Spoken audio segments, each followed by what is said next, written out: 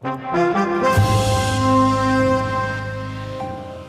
France, the president, Emmanuel Macron, has proposed a law that would target radicalisation. But many fear this would stigmatise Europe's largest Muslim community. Nabila Ramdani is a French-Algerian journalist and broadcaster who specialises in French politics, Islamic affairs and the Arab world, and is on the line to discuss this in more detail. Nabila, thank you for joining us. Why does Macron feel that this law is necessary? Good morning, Georgina.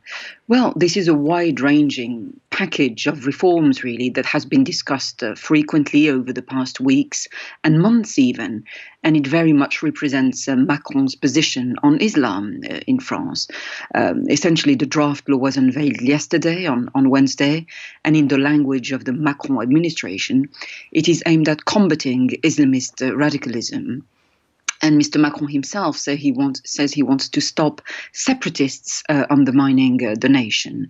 Now, there have, of course, been a number of terrorist attacks in France since 2015, not least of all the November 2015 atrocities, which saw 130 people murdered in Paris by suicide attackers linked to Daesh.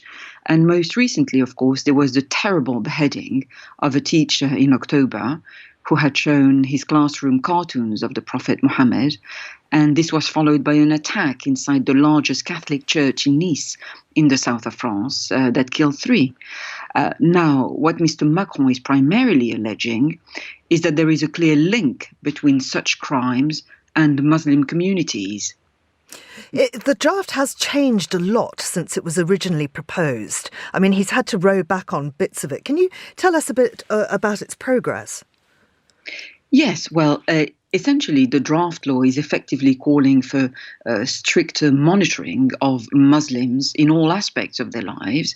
And a lot of people argue that this is a very sinister state interference into the lives of entire communities and therefore stigmatizing them as a security problem as a whole.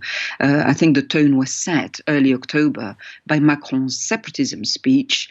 He made a tough talk about separatism, and it effectively led to even more division within French society. And when he spoke about Muslims in his speech. Now, the draft law includes a range of measures basically dealing, as I said, with all aspects of Muslim lives. For example, measures involving controlling schools, mosques, but also terrorism, speech, discrimination and violence. There are changes to France's 1905 law separating church and state, for example. There is even a clause on human dignity that forbids certificates about virginity, for example, and forced marriages. Basically, also the draft law creates a new crime for endangering others by disseminating information about people's private or professional life with the intention of identifying them. As we saw, that is how Samuel Paty, who was beheaded by an 18-year-old Chechen refugee, he was identified by his location being spread via social media network, for example. So who is objecting to this? Well, you have different reactions to this draft law. For example, some of Macron's more right-wing ministers believe that the draft law is too soft. Opponents, in turn, think it's a political move by Macron ahead of the 2022 presidential elections because he wants to win over followers of the far right, and especially from the Rassemblement National, which used to be called the Front National. And this is what has led to many claiming that the new law is an attempt to stigmatize Muslims and to effectively spread collective guilt by equating an entire Muslim community with terrorist attacks.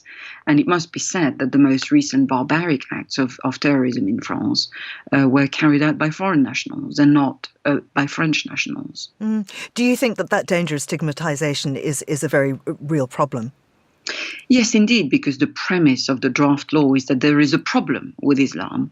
Muslims cannot be trusted to manage their own affairs, and therefore the state has to intervene.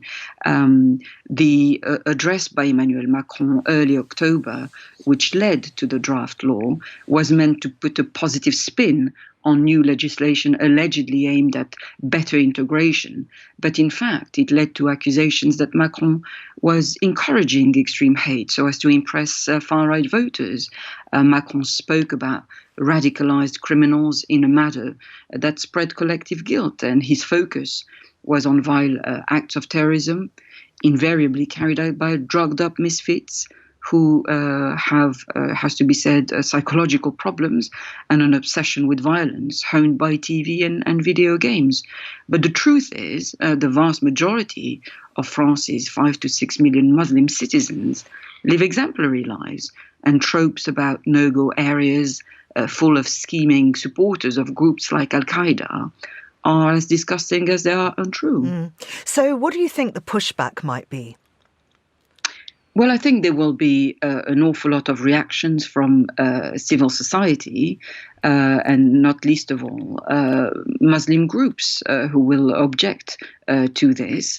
They view it as a very slippery slope into their civil liberties, into monitoring their lives and controlling their lives.